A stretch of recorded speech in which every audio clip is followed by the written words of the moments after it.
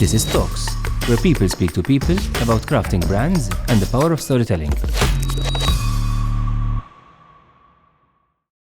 Penelope, Samir, thank you so much for being with us. I was particularly intrigued to meet you today because we at Concept Stadium have been following your journey, and if there are two things that we were particularly intrigued also by a little chat that we had is your view of marketing as an investment, as a great ROI driver, and not an expense, not a bottom line expense, but a bottom line profit driver.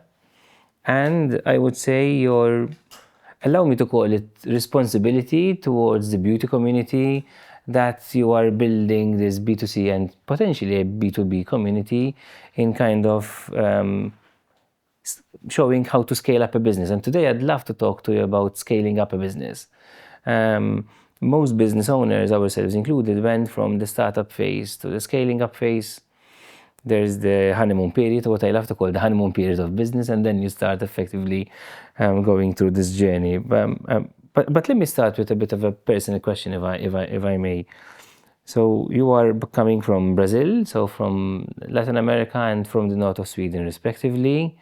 You've settled in Malta, and if I may, you're making a great name for yourselves in terms of what you're building, what you're doing, so on and so forth. What made this leap of faith to set up shop in another country, in effectively leaving a life behind, set up here, but then you attract 100 clients a day? I didn't have an option. I became a mother here. I was struggling financially, and I realized very soon that I didn't have the stability to take care of my son.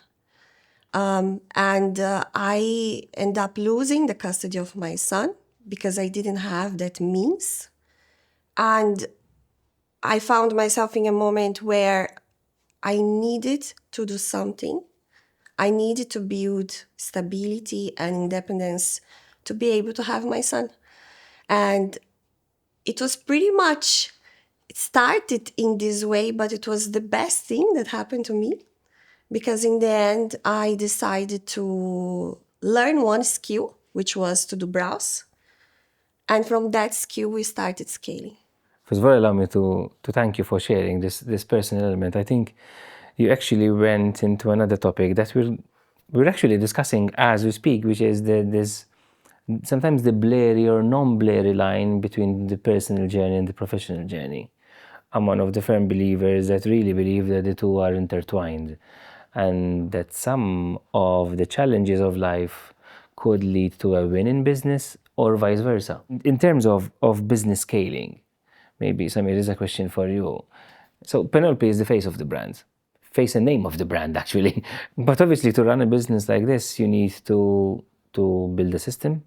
You need to make sure that the system is seamless. From what I know and from what I've been told, it seems that you are the mastermind of the system, of this scaling up journey. How did you actually conceive it and conceptualize it together so that this system can work as seamlessly as we're seeing it today? Well, first of all, we built it together. We complement each other very much in the business. She sees things that I don't see, and I see things that she doesn't. What I would say is that you have to understand how it all works. You know, the whole attention and what people want and what they are looking for, and then people trust stories. So we have to speak our story, and we have to communicate and have a clear message in that. And you can do that in different ways. But then you also need to be organized. If you are not organized, you can't handle volume. So I'm a startup person. I've had five other companies before, and I go into the number one most important thing is really the leads management in the beginning, to understand who is your customer, right? Start creating value. So who are we talking to? Mm-hmm. And then it's okay. So how are we going to create trust with our audience. And from there, obviously, you have very good products and services attached to that. But it's really, what you really try to find is your customers. Everyone doesn't need to be your customer. We want the customer that connects with us. And I think having that mindset and that value system is the way that works for us. I love what you said when we were chatting earlier, and I think it's something that's stuck in my head, that there is almost this misconception, right? That we feel that there isn't enough customers for everyone. I loved what you said there, because I know that this keeps business owners awake at night. Yes. Most of them. How do you see this? And it's I think an ad hoc question, but we think that it's this lack of customers. This is how most small business owners think. It's like this: there's not enough customers and so on. But it's really, there are reasons why, and you have to just ask these questions. Okay, why are they not coming to us? We need to be brutally honest here, right? Why we're not getting, the customers that we want, or the right customers, or why do they all want a discount, or why do they want, ask these questions. Deep diving for real. Understanding. Okay. It could be a cultural thing. Mm-hmm. It could be an educational thing. It could be many reasons, right? Look at the history of Maltese people, for example. You understand a lot of things. They were pirates, right? They came from different places. So what does that mean? You can keep going. Yeah. So I think if you really want to understand, just ask different questions. So we talk a lot about moments. So Penelope shared her personal moment earlier. But when it comes to the business moment, right, we talk a lot in marketing, we talk a lot about moments marketing. So something that sometimes happens and kind of does this element of business liftoff. Was there a moment in your business journey so far, or a campaign or an activation, that you would say was the win? The Gen Z generation at the office are telling me about this new terminology called the Big W was the big win. What was the big win for you? It was quite uncomfortable. The big win was when we understood that the real brand is the story. When we understood that I needed to share parts of myself that I was trying to hide my whole life. That was the moment we understood, okay, from the moment we start sharing true stories, no competitor can really touch us, because nobody can copy our unique story. That's authentic. Exactly. So we realized that we needed to distribute that message to as many people as possible. And this shifted the brand. People started trusting us. I think that's so powerful, if I may, because people then could, and we're talking about beauty here, right? So obviously it's something which is very personal, very intimate. And probably if someone feels that they can share their story with you after they have heard yours, they would feel more of a trust element. And I find that to be so powerful. But in terms of the emotional intelligence and client experience, I would assume that many clients of yours would originally feel apprehensive or scared to do, to try on a new treatment. How do you make them feel comfortable? Because we're talking about the human body here. We're talking about something which is extremely personal. I educate a lot on social media. I explain how careful we are, that we don't believe in blocky tattooed brows, that we start with lighter colors. So whoever comes to us already saw me explaining over and over again. We also have a process of a free consultation where she comes and she meets me. She explains to me her concerns. And again, there is an element about us that's about non-judgment. Mm-hmm. The part of the story, they already trust that I am able to say that I'm imperfect. And then when they come, we don't judge.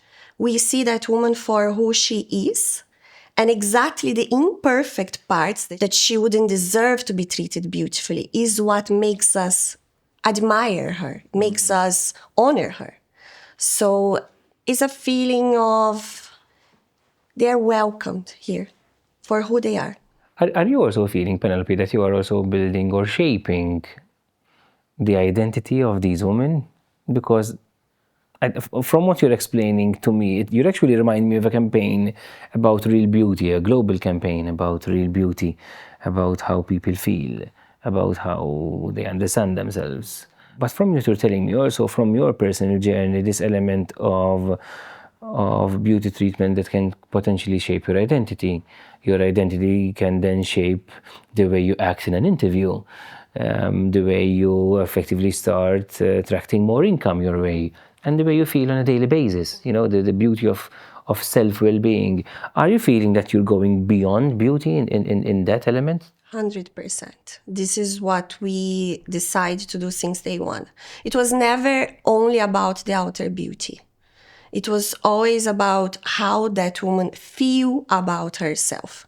The beauty is an element that helps her to figure that out, Okay. but is always about the identity that she has, how she perceives and accepts herself in the things that she might think that's not so good about herself. We have this very strong belief on the metamorphosis, the butterfly effect. Okay. And it's pretty much about shedding, that moment of shedding, so your true self can come to life and then your beauty shows.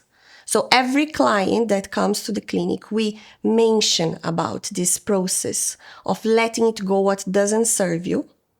And she leaves from the clinic feeling beautiful outside, but also it's something that she took from the inside. Decluttered inside almost, right? Yeah.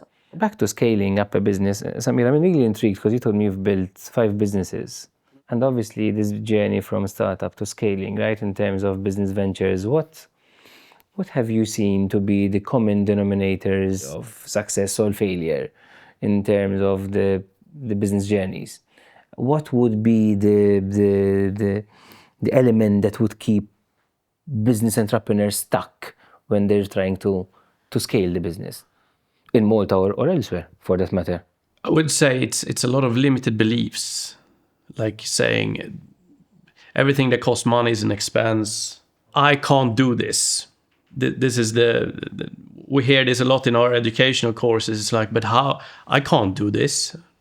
Of course you can. But we need to start working on the mindset first. It's all a mindset question. I mean, I believe in education. I definitely believe in seeking out mentors that has gone through your path and that has achieved what you want to achieve. I think that is the quickest way to break your limited beliefs and to scale your business. 100%. Final question, maybe Penelope, we do a 360 back to the original question. You've gone through a challenge to build this business, kind of rebuilding it from zero. A bit like that famous last song of the band, Take That, where they tell you never forget where you're coming from. So obviously you've experienced personal loss, you've experienced adversity. If I had to ask you to join me in front of new budding entrepreneurs that want to have startup business one tomorrow, what's the take-home point? What's the advice in this element of authenticity and storytelling? Usually what you're ashamed of, your failures in your business that you want to hide, is exactly the element that's going to make people follow you and trust you and listen to what you have to say. To scale, you need to build credibility, you need to build trust. And we try to be too perfect. We're very hard on ourselves. And once you achieve that, once you are humble enough to share your failures, people will feel, okay, I can trust that person. I can follow what they are guiding me to. Helping others to get out of the feeling of being a victim, that if a problem comes to us, there's no solution. There's always a solution. Usually the solution comes from getting out from the victim mentality and saying, okay, what's the next thing that I can do? Even if it's something simple, what's the next action that I can do that will help me to feel better? Fantastic. Well, if I may, the whole scope of why we came up with talks is to craft brands and educate people about the power of storytelling. And I think that today, the fact that you were comfortable and kind enough, if I may, to tell us your story really added an interesting flavor to this episode. So personally and professionally, I really thank you for sharing it with us, and thank you so much for your time. Thank you.